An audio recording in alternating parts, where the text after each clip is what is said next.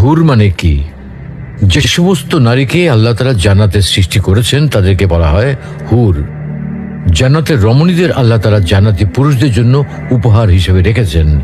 আল্লাহ তাআলা তাদেরকে জান্নাত প্রাপ্ত পুরুষদের সাথে বিয়ে দেবেন, ফলে তারা স্বামী স্ত্রী হিসেবে চিরকালের জন্য জান্নাতে বসবাস করতে থাকবে।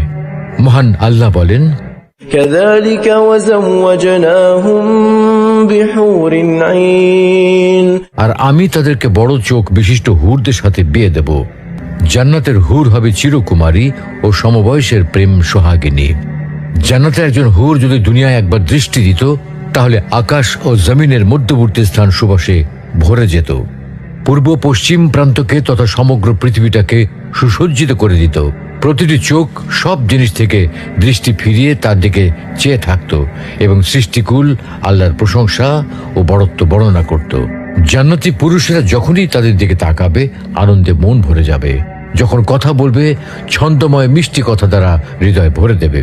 জান্নাতের রুম সমূহে যখন তারা ঘোরাফেরা করবে, তখন তাদের আলোতে রুমগুলো আলোময় হয়ে যাবে।